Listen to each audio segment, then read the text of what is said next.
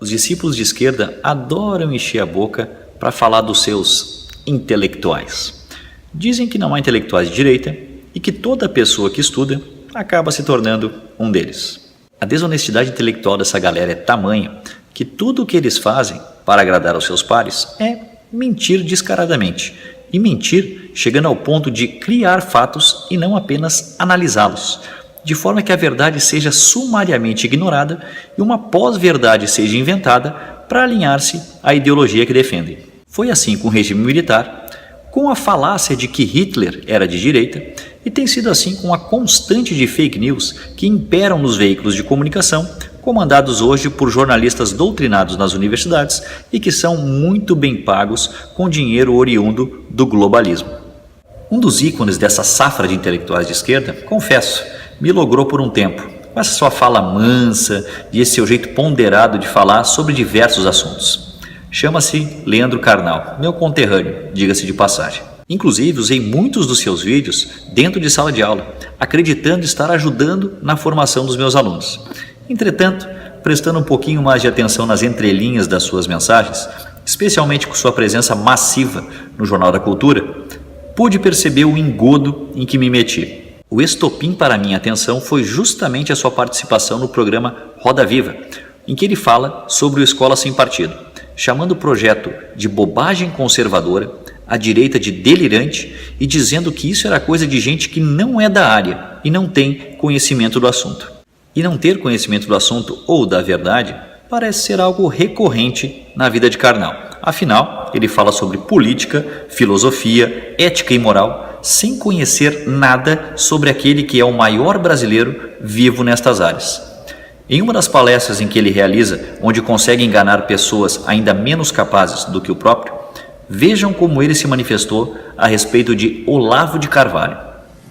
Davi Vico, Olavo de Carvalho e Pondé. Gostaria de saber o que acha do Olavo de Carvalho, um dos seus maiores críticos. Eu não posso falar dele porque eu não conheço, nunca li nada dele, seria injusto. Para poder falar mal de alguém ou bem, você tem que ter lido um livro, e não é uma crítica a ele, é porque realmente eu não li todos os livros, e não li nenhum livro do Olavo de Carvalho. Se ele me critica, é o direito dele, não tem problema, deve me criticar, que bom. Então vamos lá. Como pode um senhor que realiza palestras pelo Brasil afora, falando sobre política, filosofia, ética e moral, não conhece, segundo suas próprias palavras, como vocês acabaram de ver aí, Olavo de Carvalho, e por isso mesmo até evita falar sobre ele, seja para o bem, seja para o mal? Com que autoridade e credibilidade ele se atreve a falar sobre tais assuntos sem conhecer aquele que há muito tempo permite, através do seu curso de filosofia, que deixemos de ser tapados e mascarados pelas mentiras pregadas pela ideologia que Karnal e toda a esquerda defendem com unhas e dentes? Ainda bem que, para a sorte dele, ele possui um amigo que pode lhe ajudar e muito com essa questão.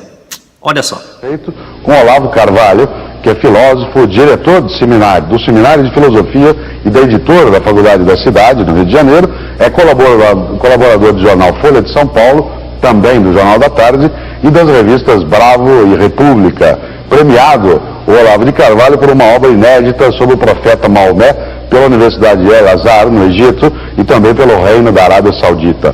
Olavo é autor, entre outros livros, de O Jardim das Aflições, Ensaio sobre o Materialismo e a Religião Civil, que é uma obra de 1995, e também O Imbecil Coletivo, Atualidades Inculturais Brasileiras, que já está na 6ª edição do volume 1 e já na 2ª edição do volume 2, em 1998.